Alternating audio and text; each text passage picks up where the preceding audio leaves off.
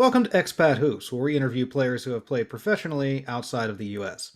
Our guest in the pod today is D'Angelo Harrison. A native of Sugar Land, Texas, he played his college ball at St. John's from 2011 through 2015 before heading overseas. His college accolades we really can't skip over, as he was the two-time first-team All-Big East player in 2014 and 15, holds the St. John's record for career three-pointers made, and he is third all-time on the St. John's scoring list. Wikipedia says he is known as a prolific scorer and marksman, and that sure does sound like it. And our friend Jordan Watson says he's one of the best scorers and talented players that he's ever played with. Before we get to the interview, just another reminder to any new listeners that you can find all of our content on expathoops.com as well as merchandise, so you can wear our logo with pride. And for our audio listeners, you can find exclusive extra content on YouTube. Also, if you like our content, share it through YouTube, on socials, and all that good stuff to spread the word. Now, if you'll join Tony and I in welcoming D'Angelo to the pod. Appreciate you guys, man. Thank you. Good to be here, as always. And it is great to have you on the pod as well. First things first, we got to ask you about your career at St. John's University. You had a pretty good one, as we alluded to in with your stats in the intro. First things first, mainly I wanted to ask you, since we're an overseas podcast and we talk about overseas basketball, with all of those accolades that you gained, how did Steve Lavin, as a coach, who is pretty well known in the college game for being a guy who prepares people for the pros, how was he able to help you? Was he able to help you in any particular way to get you into the professional game outside of the NBA and overseas? Oh, wow. There's two things that stand out. One, just based off how St. John's treats his players and that staff at the time, it was a lot of mentoring for me. If you know my story throughout my college thing, I didn't grow up a lot. I had to, and I think this was important in the next aspect of life, whatever it was, basketball, business. I think this was in the first message that Lav came, that he tried to deliver to the players. It's not just about these four. It's about this. We have a brotherhood for life, and I think this was important. That stood out to me. And also, I think it was after my sophomore year, we took the trip. We had the European trip. We went as a St. John's as a basketball program. We went to a few places. We was in Paris. I think we was in Spain. We did a few different. I can't remember. I have a book of it, actually, of photos. But that was the first time I've ever been overseas, and the fact that I got to play international rules. I'm not thinking of it. I have to get ready for my college season, but in the back of my mind, going to Turkey for the first time, I know I have to get the Wi-Fi here, or I have to do this when I first get overseas. Make sure you have the outlets. Make sure your phone is set up. Make sure your cards are set up, because you get there and you stay there, your card will cut off. Like you're not, that's what you've never traveled before. This is just little stuff, and these are the two things that helped me for sure that stand out. So, Lab, you can't say it was one thing. It was basically all of the 4 years. So that actually cuts away one of the questions that I had, because I was going to ask, are there any difficulties in adapting to life overseas when you went to Turkey? But we can pretty much cut that one. No. Okay, no. Okay, no. So I mean, there's different stuff. So obviously the main phone setup, bank cards. But when you actually get there and understand that, you're not. When I was with St. John's, we were in Barcelona. We were in these big, these. Hey man, I'm in Uşak, Turkey. A lot of people don't even know where that's at. Like, you don't even. To be honest with you, I'm not even sure I know where that's at, and that's kind of my day job. So, and like, really though, you can't just be like, oh no, okay, Istanbul, okay, you have there's no way. There's probably the only people in the city that know where it's at in the world. And when I first got there, I mean, you're shell shocked, because it's like, okay, there's no McDonald's here. Usually it's like, all right, no matter what, I'm probably gonna have McDonald's or something, Burger King. I'm talking about the grocery store, the bowling alley, the liquor store, all in one place. So you're gonna see the same people in the city every day, basically. So, and this is where the American stuff was, but definitely a culture shock for sure. And Turkey's a different country if you're not ready for it. I don't know if some people have been there, but if you haven't been there, it's definitely a culture shock. I am tatted from head to toe. People are walking around there, and I'm just trying to buy some milk, and people are grabbing their kids like, yo, you shouldn't be just looking at it. I'm in there, muscle shirt, beats, probably singing a song. If you don't know basketball, like I said, it's not Istanbul. So if you don't know, I'm not a tall guy. If you don't know basketball, you would think like, yo, what the hell are you doing? What are you doing here? Like, you're not supposed to be here. And I got different vibes. Like, one, like, I got vibes like, yo, I could be on the run. Oh, I'm an escapee. Like, you know, I'm talking about these are people that are relaying messages like, yo, are you basketball player? And then after the season started, it's a little different, obviously. But when you first get there, I'm talking about, I don't have a name. I signed. Nobody gives a damn. Like, St. John's. Nobody gives a damn about no St. John's and Ushak Turkey. I can tell you that right now. After the season, for sure, it's a different story. But when you first get there, it's a little different for sure. That shit was crazy. I'll never forget that. Crazy, man. I got a lot of stories from that first year. Jesus. I was going to say, we're going to have to come back to that. That was sort of like one of my little things of like, oh, well, you didn't have that much of a hard time adapting to life overseas, but then there we go. So I'll turn it back to Tony, because I think he had a question as well. Well, I did, and it's interesting, and it goes back to what we were saying about Steve Lavin and how he was able to prepare you, because he had a lot of different jobs. You know, he was in television, and then he was a coach, and then he was in television again, and so he got around a lot, and he only coached at prominent programs. Like, first job UCLA, second job St. John's. Now he's at San Diego. He was just hired in April. So by that point, he had only been in prominent programs. He'd only recruited at the highest of the high level, and so I figured he had some sort of influence in that as well. Let's get into a little bit of details, though, and not necessarily related to Lavin himself, but perhaps he had some influence on finding an agent, you know, getting your first offer, things like that. I know that that's always a difficult process for people. At St. John's, I wonder if you could speak to this as well, that is there a greater expectation that you're going to go pro at a school like St. John's as opposed to another school? When you go there and you get recruited there, is that something that you think is a factor as well? I ain't never thought of it like that. Wow. But I think there is an added pressure. I think that's any big school, especially one that has history, one that's been winning and people know about it in the country.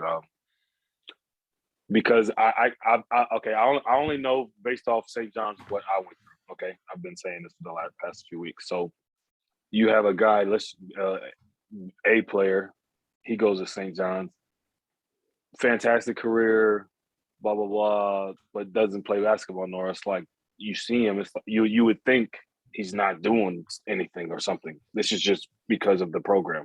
You go to St. John's, you play basketball.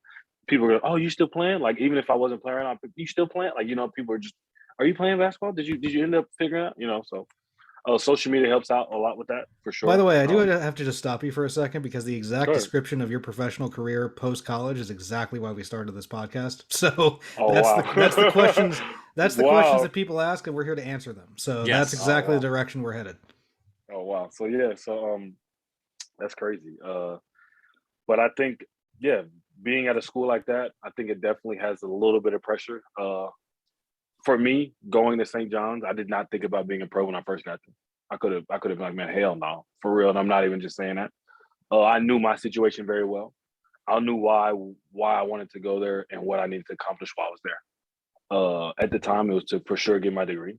If there was a chance to play pro, which, I mean, I'm on team with, man, look, man, like I said, I'm 6'2", maybe. I can't scratch my knee standing up. I don't have long arms. Like, I'm not pretty basic, you know, for real, for the most part, as a professional athlete. And when I first got to the school, it was like, get your degree, you know, find a job, you know, you'll use your St. John's networking, you know, get a good job, coaching, broadcasting. I wanted to be, you know, like a broadcasting, sports media, something like this. This was the goal. The basketball thing was second. But I knew that after my sophomore year. So I was like, damn, okay, I'm still killing. I'm still playing well. Okay, freshman year, you have a good year. Nobody's really here. You played 40 minutes. Anybody could probably do this. This is the reality of my situation.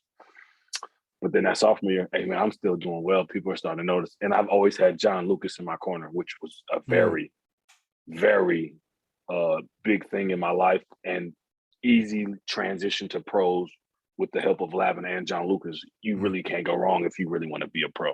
That's for sure. So my transition was pretty easy, honestly. John Lucas helped me with my agent, Steve, I don't ever call him that, Coach Lavin. Coach Lavin definitely had some stuff set up, but I had been locked in with John Lucas from, you know, so, and it was they both agreed on the agent, and you know, the rest is history, kind of, in a weird way, you know.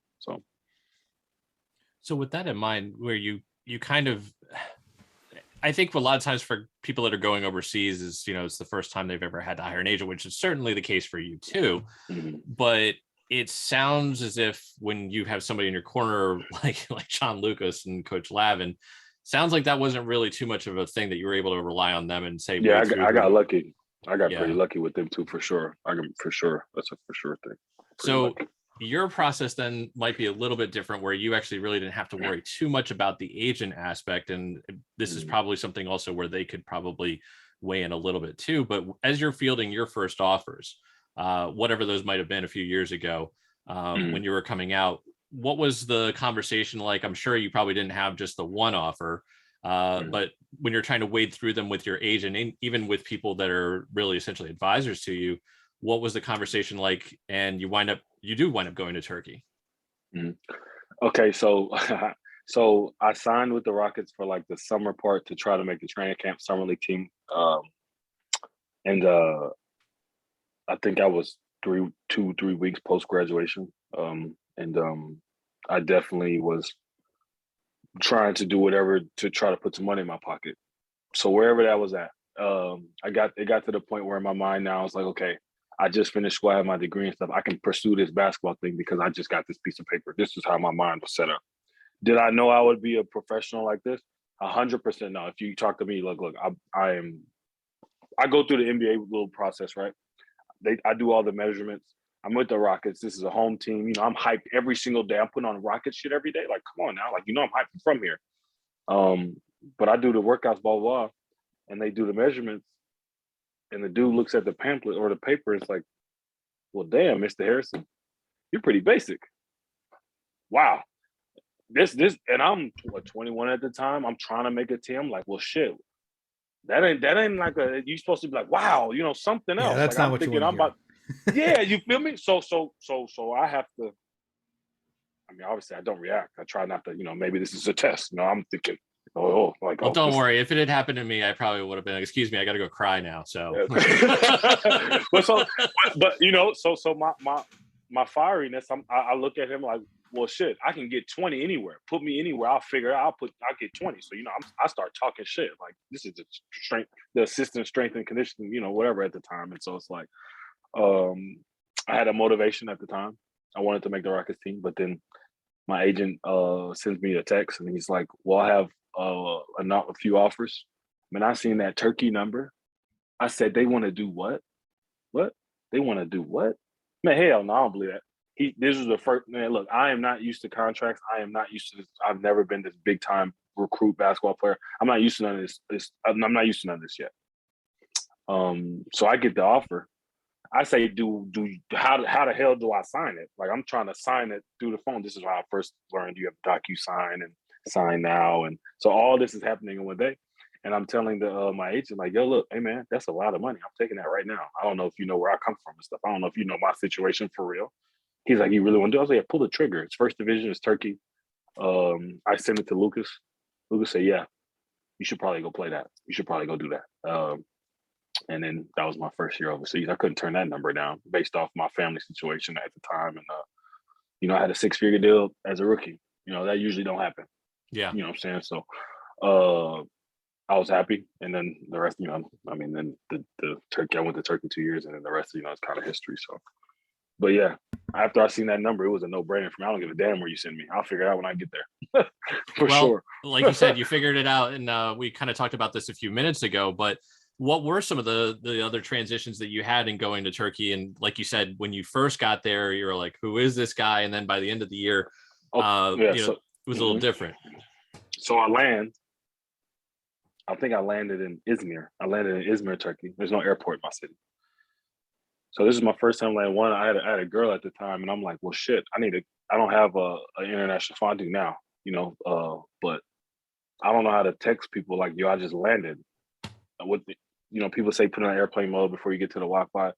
Man, I'm like, man, let me just send a text. Hey, that first month bill was insane. So there goes one. That first month bill, I was with Sprint at the time, which was an awful thing. Wow. Jeez. Phone don't work. Okay, we're still driving. I take a nap. Hey, we're still driving. Hey, man. Hey, the car is not really, it's not like a big Ushek thing on the car. It's just like a dude collar shirt, like, yo, hop in the whip with your bags. What? Hey, man. So I got to sit here. I can't call nobody. I got to just, okay, it's a professional team. Yeah. Okay. I get in the car, get to the crib. Oh, this is a nice apartment. 3 hours later, this is nice. Oh, wow. This is, drops the bags off.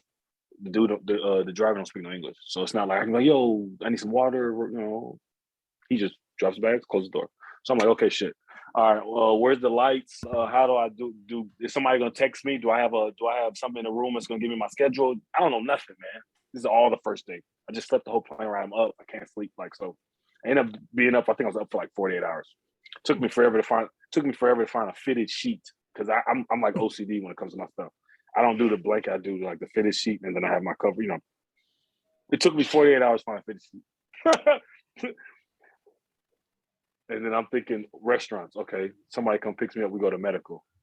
Hey man, this hospital. This is where we're about to do stuff. Oh no, yeah. I call my agent man. Look, you sure? You sure? Like yeah, man. Like you all right? Like he keeps telling me, yo, relax. Like, and then thank God, I had guys like Jordan Watson on my first year team. Jesus Christ, him and another guy named Andre Harris, another old like he retired now. Andre Harris from Detroit played in Turkey with me, and then I had another guy, Syracuse, Paul Harris. So it was kind of beef at first, but I mean these guys have played places. So when I tell you I was with them for 3-4 weeks straight, like yo, I didn't want to drive my car. Hey, look, we going to practice. Please pick me up. I don't get paid on time the first month. I don't know about, it's okay. It's going to be late a month or later 2 weeks. I called mate and said, I'm not practicing. Wow, this is the first payment. No games, no nothing. So the coach is looking at me like, one, I'm a rookie too. It's not like first year, I'm like the young dude. Me and Kim Birch are the two rookies. So y'all about to haze me. I just scored 2,000 points. I don't even know half of you for real. I sit out. Should I have? Of course not. For sure, no. It's the first payment's late. Like, man, I don't know. But I sit in the thing. I get kicked out of practice. I call my agent. Hey man, I'm not dumb. Hey man, look, hey D, go back in the gym. Sit there. Apologize to your coach. And see what they say next. Because you want to kick me out? Cool. I'm gonna call my agent. Like, y'all gotta pay the check. And I look crazy the first 2-3 months. The games helped me. Let's say I played terrible these first 2 games. I probably would have been cut for sure. Knowing how overseas basketball is now. You pull up here, you're gonna act like this, you ain't played a game yet. Yeah, you can get the hell out of here. We'll sign somebody for $10,000 shoe that's not gonna say nothing and be okay. I didn't know none of this at the time though. So that first, all the way to before the game, training camp in another place. My roommates Jordan Watson were in Denzili, Turkey. We found the Popeyes. I would go to Popeyes every day. Jordan looking at me like, man, I cut my hair for the first time. I'm like, Jordan, man, look, I'm going through it over here, man. This is my roommate for 3 weeks. Jordan, I'm losing my mind, man. I'm losing it. Thank God he has patience. Thank God. I'll tell you, I'm gonna call him after this. I keep talking. I'm gonna call him after this for sure. Call him after this. But I definitely transitioned slowly. Yeah, I'm recording with him later, so yeah, we're calling later too. I'll let him know you're going to be on the way. But so because of Jordan, we know that you had a phenomenal game just two games into your career. We talked a little bit off the pod, but it's a good story. So we kind of just want to briefly recap it. Is not only pay attention to Jordan's episode, which we'll link up, but also his trash talk story was. Because of you guys played Galatasaray. The first game you basically went off, and the second game was a little bit more 18, with Eric McCollum. I had 18 in the first quarter. Is that good? Is that good? I'm kidding. At the time it probably wasn't good. Thank God I was at home because in Turkey on the road you start doing that. I'm in full element. I'm in full. I don't know if y'all can see this. I'm in full-fledged scream mode every 3. Oh man, full. I know when I get crazy because I watch every single game. Every time I play for the last since probably high school, I have the tape of every single game, and I probably rewatched every game at least 10 or 15 times for the past since 7 years pro, 4 years college, 4 years of high school, so whatever, 15 years. I have every game. Like Nobody knows you better than you. that's what I'm saying. You can't lie to me. Like I know me really well. So yeah, I'm in full fledged.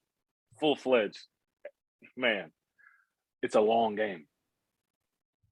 It's Galatasaray. I don't care if you get up 40. Hey, they gonna come back.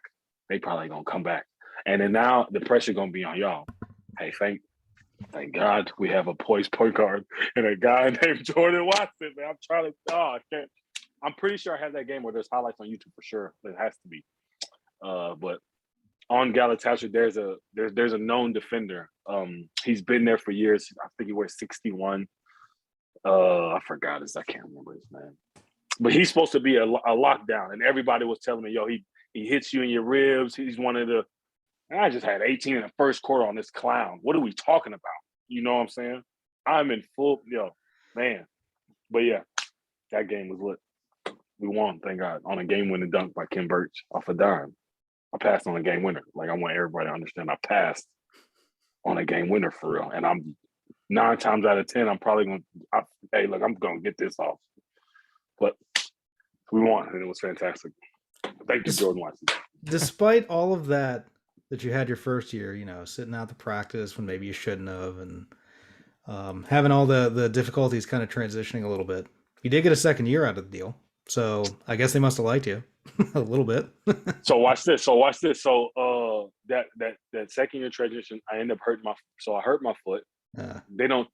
I mean, I don't care. They don't even have a team on. They don't tell me the real, but I don't know that yet. This is a part of overseas basketball too. Okay. So watch this. So watch this. So at the time I hurt my foot, and actually Phil Green is in the freaking stands. He's playing for Banvit. I'm in Banvit, Turkey. And Phil Green is literally in the stands, and I've hurt my foot. And we actually took a picture. I'm telling him to send it to me. Okay, yeah, I'm thinking, I think I broke my, I'm thinking, man, look, man, I can't walk. I call my agent like, yo, look, we've done enough. What do hey, look, come fly me home. Get back to the city, blah, blah, blah. They do an x-ray. Man, I don't know what the heck. They speaking in other languages in front of me. It's not like I have the manager. It's not like I have a translator just for me. He don't give a damn. They might say something, and he'll tell me just one sentence. Hey, man, I know they just said 28,000 words, and you talking about this is all they said. I'm not, hey, look, this is over. But I don't know it yet. So I'm freaking out, man. Oh, Harrison, it's okay. We're going to give you these PRP shots in your foot. You'll be okay with time. Listen to me. Okay, at the time, I call my agent. Do we trust him? He says yes. So if you're my agent, hey, just know there's gonna be times where I'm gonna blow your phone up. That's just, hey, look, if you can't handle it, you ain't for me. I don't ask for a lot, but when I need something done, I need to get done. You know what I'm saying? Cool. I sit out a few months. I finish out the year. We play Fenerbahce first round. Ha! Joke. You're losing. Sushak. We're not beating Fenerbahce. So I go home. I have a training camp with the Knicks already scheduled. Like I've done enough. I have these are my 2 things for this time. I have a 3-month deal in China for $75K. That's fantastic after a first year. So I'm about to 6-figure at 75, or we do the NBA thing, and guess who it is? It's the New York Knicks. We're locked. We're locked in. Like I'm locked. Like, okay. In your old home, no less. Okay, I did enough my first year. Look, this is the second opportunity. I'm gonna get home, and that's right. I go see my doctor before I go to report to the training camp. Hey, Mr. Harrison, you have a 5th metatarsal fracture in your left foot. There's 2 options. You can continue to play. You'll be in pain. You might hurt it some more. Because I'm telling him, hey, look, man, I got the Knicks next week. How you gonna just sit there and tell me that? I just finished playing. That don't even make sense. Make that make sense. Hey, and this is how I started. This is America, though. He ain't about to just sit there and lie to me. He don't give a damn. It's not. Hey, you don't know why you're yelling at me. This is what it is. Either you can fix it or you're not. Wow. Okay. Well, I'm gonna fix this for sure. So now I gotta tell the Knicks. I ain't gonna lie. I probably made something up. Not gonna just sit there and say I can't announce that you're going through foot surgery in the middle of the summer. What the hell? Like what? It's not a good look. Nobody's gonna sign you. You know what I'm saying? Blah blah. So Turkey team owed me money. They still owed me money from the first year. So my agent I fired my agent, my first year agent, by the way. Fire him. You're done. Sorry. I was We're not going to say, talk about that. we've heard this tale somewhat before, and it alarm bells went off for me when you said, do we trust this team and everything? And your agent goes, yeah, you're good. So that was an alarm bell for me. Not even an alarm bell, but he's had a player on this team before. Things have been different, copacetic, at the time, blah, blah, every year is different. They might have had some trust for sure before, but at this time, they chose not to. I don't blame my agent, but hey, look, man, you cost me a potential cheat, so I put potential check, Well, so I have the surgery. I think it's September. It's some sort of rehab. The team still owes me money. My new agent draws up another deal. Hey, look, pay me the rest when I land, and then sign me for this.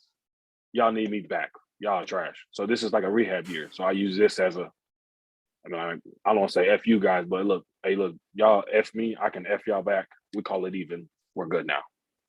And this is my first year Champions League. I got a little taste of Champions League. It's me, Shaquille McKittrick, Zach August. We had a roster actually, Mark Lyons. But I wasn't healthy until the end of the year. Close to the end of the year. I just, I had foot surgery. I didn't really, I got cleared. I left 2 weeks later.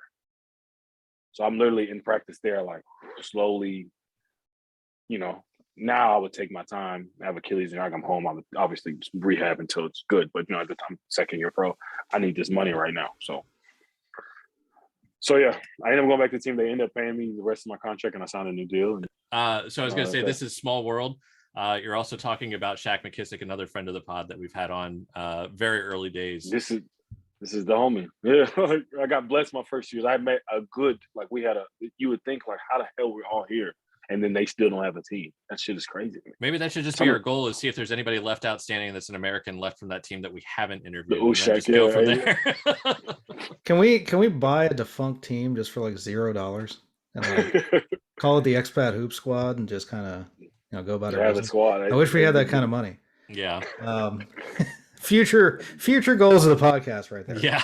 We have merch. Head over to the Expat Hoop Store where you'll find t-shirts, hoodies, masks, coffee mugs, pint glasses, and more. It's one of many ways you can show support for the podcast, so head over there and pick up some merch.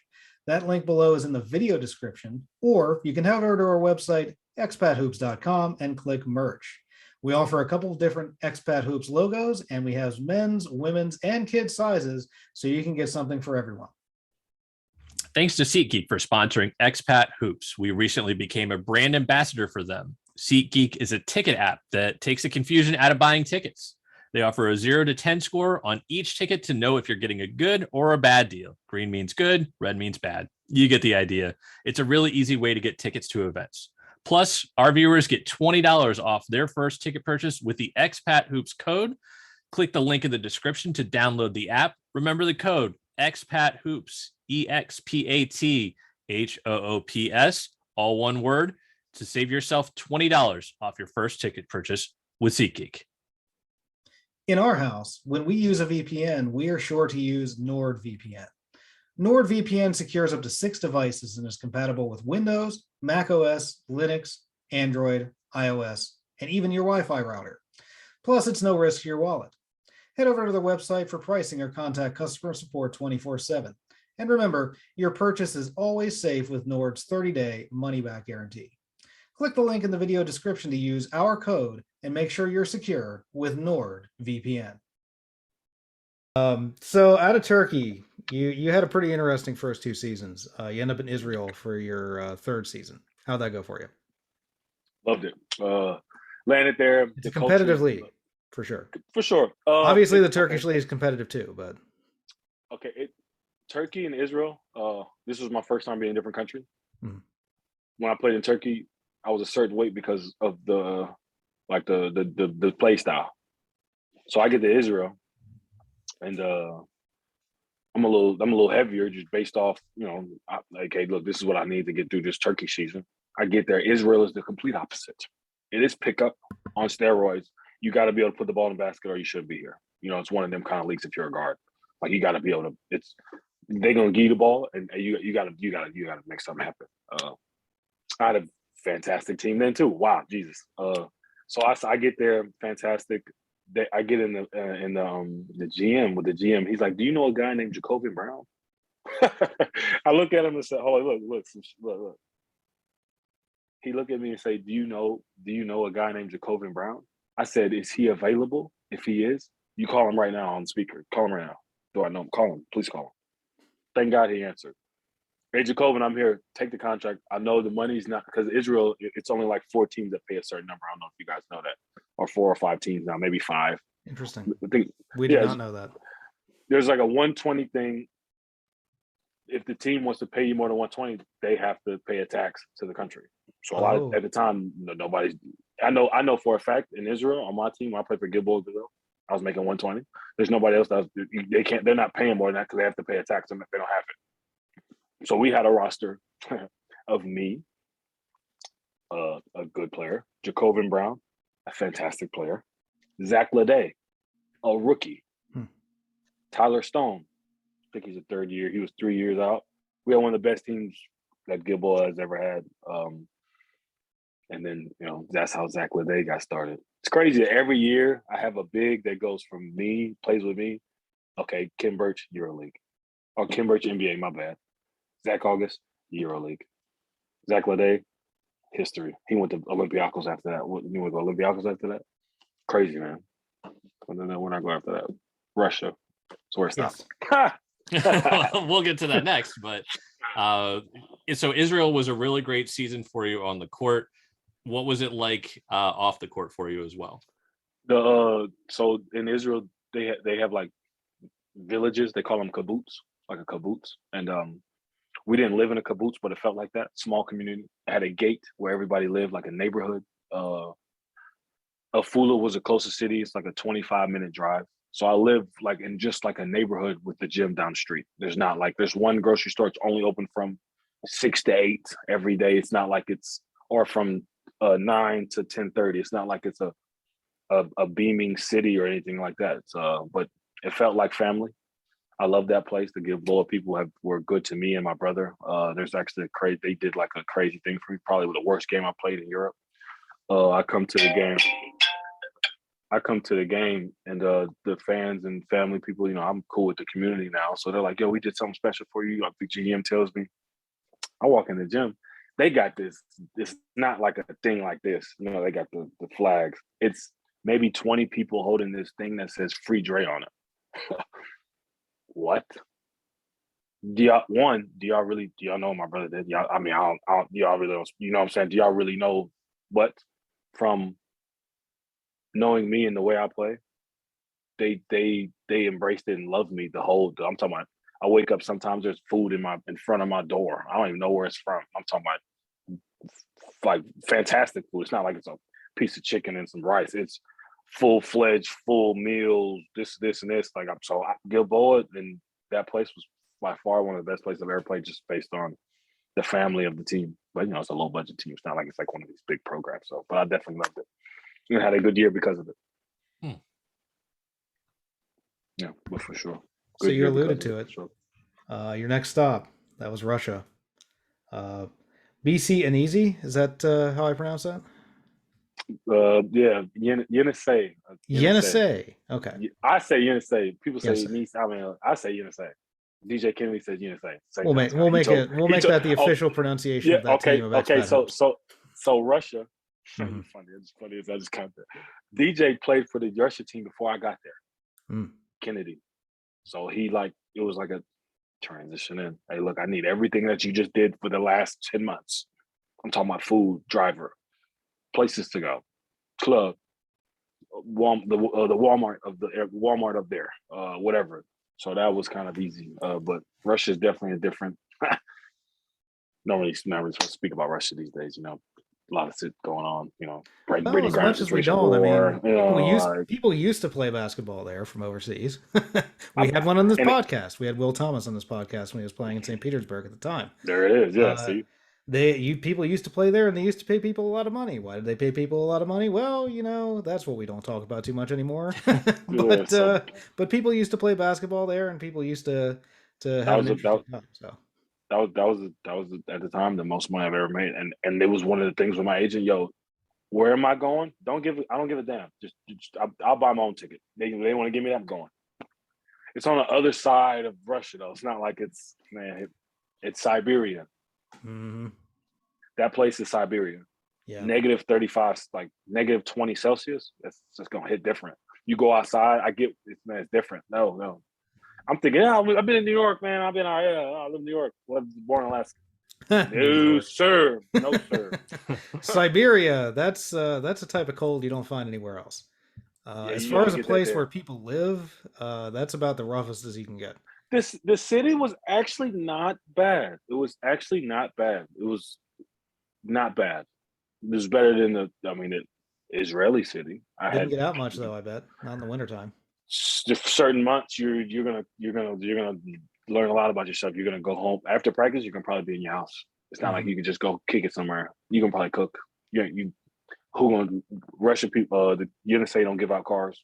Thank God DJ Kitty had a driver, and then I ended up just picking up on them. And I'm talking about so one that makes me look crazy. Watch this though. So it's the team comes pick you up every day for practice.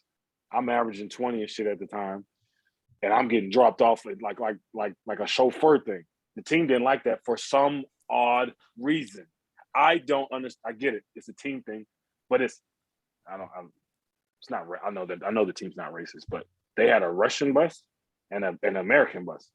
So to pick us up to go to the airports, like for traveling, which was terrible by the way, traveling from there, they would have the Russian players bus, and there's people that live in my building that are literally going to the same place I'm going to play on the same team. This big nice bus comes like a regular team bus. So I get on it. This is the first time we travel. I get on it.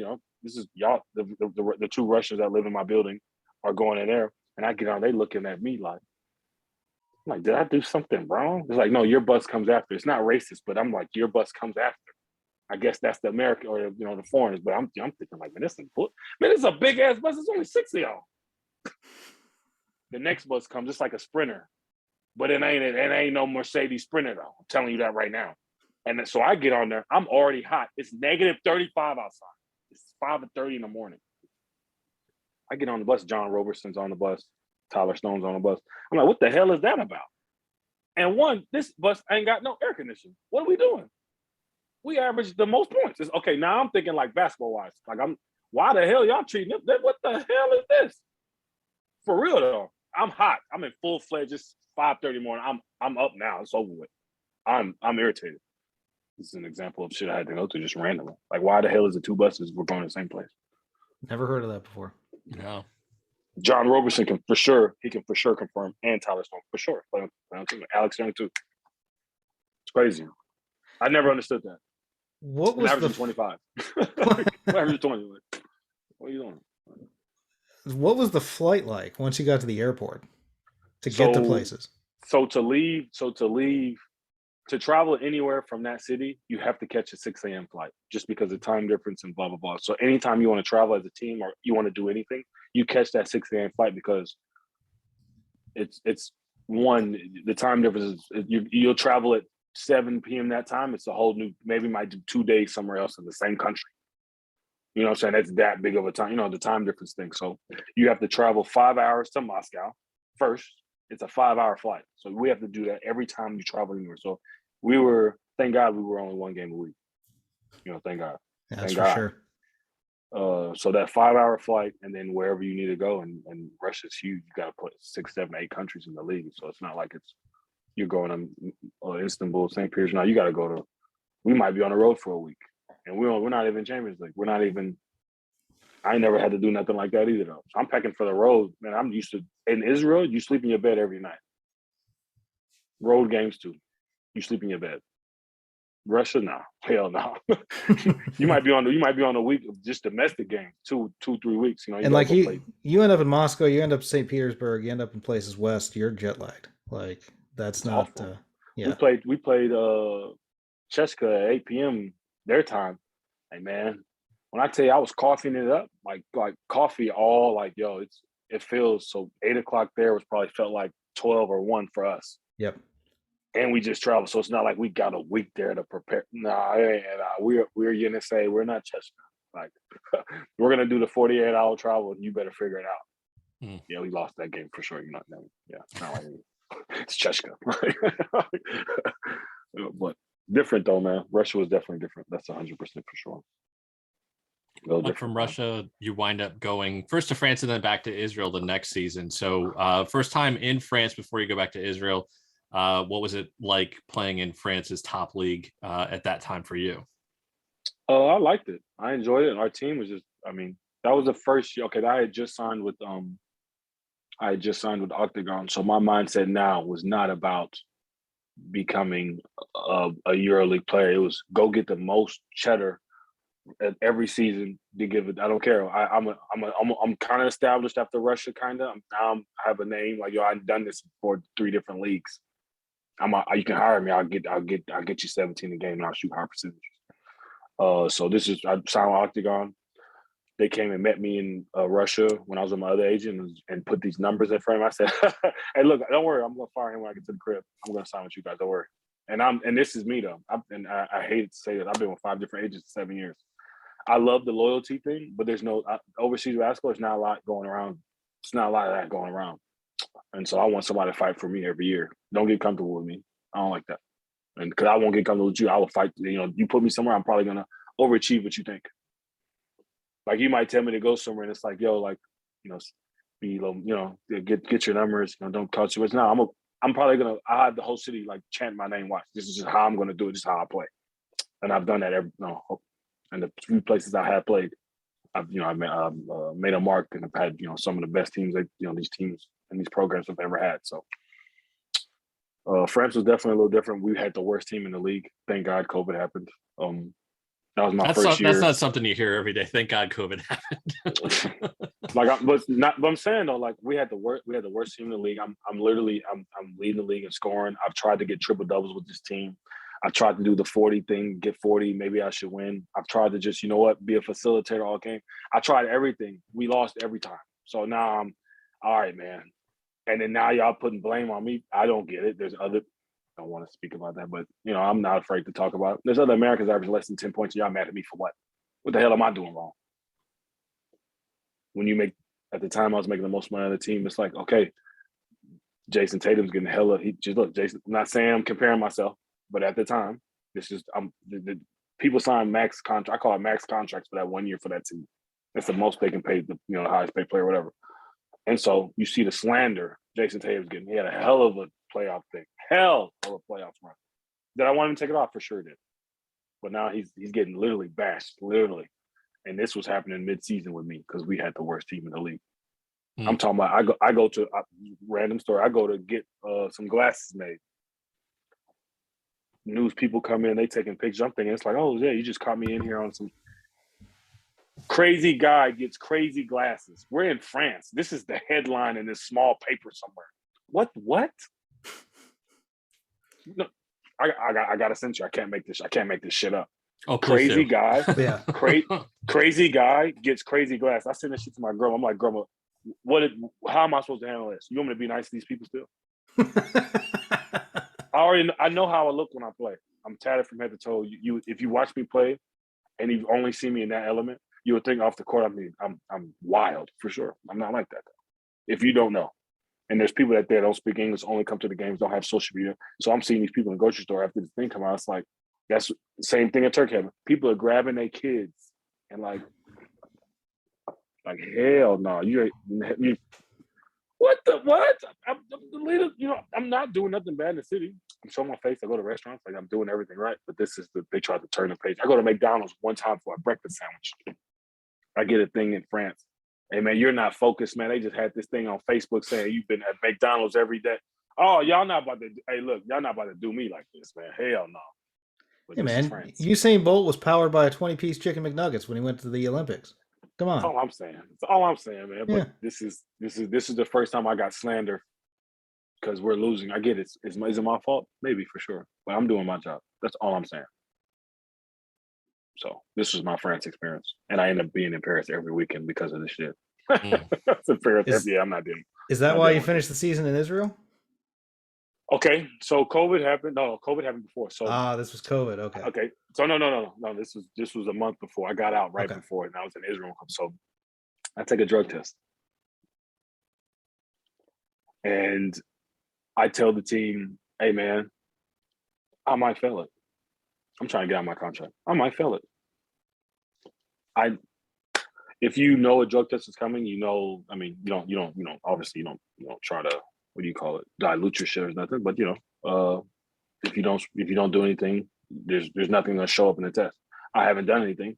I know for sure nothing's in the test, but I go to them, and I might fail this shit. I don't know. I'm drinking water before I'm trying to get out the contract. Right? I'm like, yo, look, if y'all let me go now, if it comes out, if you can't sign nobody else and you can't have me, let's just cut it, call it quits. Let me go. Cool. We take the drug test. Drug tests take forever to come back. I end up getting out the deal. I go to Israel, but there's media. You can see there's media. D. Harrison fails drug test. You can go look at D. Harrison this. I'm like, yeah, we supposed to keep this quiet. Who the hell leaked it? It's not like it's just my agent on the phone and the GM and the coach and shit. So it's like, y'all leaked this too. Oh shit. Now y'all are trying to throw me under the. I get how it looks. At the time, that summer, I had Monaco. I had to tell them no before this. Now I'm thinking, hey, damn, did they find out something I don't know? Did I feel that shit for real? Now I'm questioning myself. Comes back, I get an email from the league, from the league of the league. I don't know what the France, the league. Mr. Harrison, your test has been negative. Thank you for all your cooperation. What? Monaco out the drain. It's Monaco, but okay, I go to Israel. COVID happened. Now it's the people are trying to do now COVID happened after that. So it's obviously a different story, but that's France for you. I had one of my best seasons. Well, off the court, one of my worst seasons for sure. It's not even close. It's not even close. It's not even close. But that's probably more of the club than necessarily the league itself. That's The league playing fantastic. Hella pros.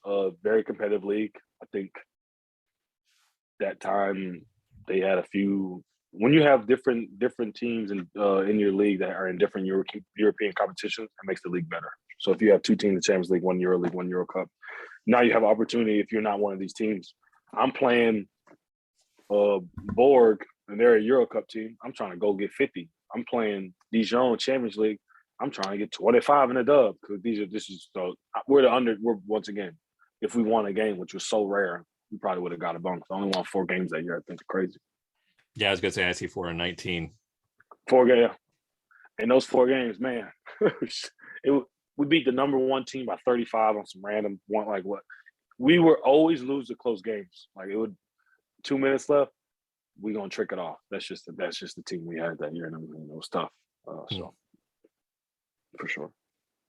So interesting experience you had. You've been to Italy twice. I want to talk about the first time because you went to Italy post-COVID, at least post-COVID break in 20. Yep. Italy got hit pretty hard. Not your area. You're in the southern Italy. The heel of the boot, so to speak, is where you were located on the Adriatic side, in your city in Brindisi. But you were in a country that got hit pretty hard in COVID. How was that experience for you? The thing that stood out for me, one, okay, I get the masks, I get all that, but there's a curfew. You have to be in your house 10 p.m. Like, and I'm like, all right, they got a curfew. They're gonna be a few things open. Nothing. It's a red zone. It is. So I wasn't prepared at first. Like you would think, it become 9 o'clock out here. I'm about to let me go run to the store. Let me grab some milk and some for tomorrow for the week. They're closing early. Sunday is not really. It's a small city, so it's not like it's just booming all the time. It's COVID. Ain't nobody buying shit. It's people are in the house. Coffee, you can't go sit nowhere. Everything's takeaway. It wasn't easy, but I mean, I've been since I played in France. I was in the house basically all week because I'm ashamed that we're losing. In Russia, since it was cold, I can be in the house. I figured I'd get a puzzle, play video game. I fell in love with the video game during the Russia year. So I got video game stuff. I'll be all right. It wasn't, but I mean, you're different. Like everybody's different. Some people can't handle being in the house. So thank God I was one of them. So it wasn't that bad. It was just like, damn, this curfew thing is crazy. But then they would have it to where, yellow zone, you can go to a coffee shop till 5. You can go sit somewhere. So felt like it was a party sheesh. People getting faded by 9 o'clock like it's 1:30 a.m. it's like, but you know, it's like up 9:15 happens. People's alarm going off. I had a few house parties, so it's like, well, shit. Y'all can't stay in my house. Y'all crazy as hell. 9:15. Ding ding. Yo, it's time to go. Clean up. Yeah, so a little different. But I had fun though, and we had a fantastic team, fantastic roster. Wow, fantastic team. So after that year, I'll skip ahead a little bit because we need to focus on the time in Ukraine. You're in BC Prometi, and a city that you said, at least in the early part of the conflict in Ukraine, was not targeted, but eventually was. But you were out of there by then. What was your experience like in Ukraine as the conflict kicked off? We talked a little bit prior to coming in here about some of your experiences, but now recount that for our viewers. So thank God I have a president so this was the biggest budget team I've ever played on. So this is the first time we're getting treated like an NBA team. We charter everything almost, big buses, money's on time. Everybody, there's big time players here. You're not the only one. Like, so the whole thing was just a positive thing for me. Like I got St. John's. I got people that I know. So the Ukraine thing was everything was cool. And then the president, being who he is, he basically said, "Yo, if anything happens, we're gonna put you on a private jet. We'll fly you out of here." And this was before they decided to, move the team. So I'm getting letters from the embassy. I'm freaking out, but at the end of the day, man, I know our president. He good for it. I'm not worried because he basically said, "Yo, had a meeting. Yo, I get it. I know y'all want to leave. I get it. Blah, blah, blah. But let me figure out this plan. But if some stuff happens before that, I'll put you on a private jet and get you out of here." Oh, damn. Now you got to go back to work. You got to try to somehow, flip it back to, okay, I got to keep working now. And when then did you leave Ukraine? About what time? Yeah, I'll say that we had another meeting. This is like 4 days later. This is February, beginning of February sometime. We come in the meeting, and the president says, "We're moving the team. We're about to move the team." I'm like, "Move the team? You think the war happened? You cut it. You go home, resign. We're moving the team." That's like, okay, for people that don't understand, that's like the Rockets terminating everything right now. Something happened, and we're gonna just relocate to Louisiana. That takes logistics. That takes money. That takes travel, hotel expenses. And I already know this is not easy. You're about to put us in a hotel. Cool. I like it. I'm not tripping. They move us. A week later, stuff started happening. Thank God I was out. But now I'm living in Czech Republic. Man, I ain't signed up for this. I'm in a hotel now. In Podobrady, it's like Nymburk, Czech Republic, and moving there as a team. We literally all got on a plane in Ukraine. We had the volleyball team, basketball team, and women's basketball team, and we had a flight that dropped us off. A flight dropped us off Czech Republic. The volleyball team went to Turkey, and then the women's basketball team went to Bulgaria. So this is crazy. Like, yeah, war happens. Hey, now there's no funds. The bank stuff got cut off. That was all over the news. And so I wake up, go downstairs in a regular meeting in Czech Republic. Termination. So I don't blame anybody. But you just flew me here to let me go. Like you could have told me no 2 weeks ago. I might have signed with a EuroLeague team. I might have signed with because I missed that. There's a February window where there's free agents. There's like a little window where people sign for the rest of the year, and this is when the stuff happens. So I'm like, okay, I'll get it. I'll get a job. I'm playing well enough. No, we ended up playing a game, which was very difficult. I can't imagine playing in a game knowing my family's in a place where it's getting bombed. Yeah, that's the whole flags. We're in a whole different country, man. There's Ukrainian people everywhere. It's a lot. And I'm American, And so for the Ukrainian players, it's like, damn, man, I don't know how the hell you about to play. We're about to play an important Champions League game. This is important right here. And our coach did it, Coach Gisenberg, amazing guy. If you can't play, I get that. But if you're going to step on this court, I need you to lock in. Hey, man, you can only lock in so far. I can see it on these guys' faces. I got a handshake. You know me. once I get good with everybody, I got a handshake with everybody. Everybody's good always before the game. I'm gonna make sure we're good. Everybody's gonna be ready to roll. God came, the Ukrainian guys, 2-3 guys came in and was like, yo, look, man, I don't even want to do the handshake in a warm up. Oh, what? I get it though. Like I'm not about to, I can't, like wouldn't put it just be in your face trying to get you going. Your mind's not even on this game. We end up losing that game, and then after this is when the meeting happened, and we got termed. The president, basically said there's no more team.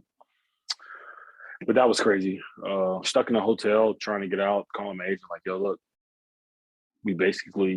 they can't pay for anything, so everything in the hotel for the past however long we've been there, they want us to pay. The hotel wants us to pay now. That's what?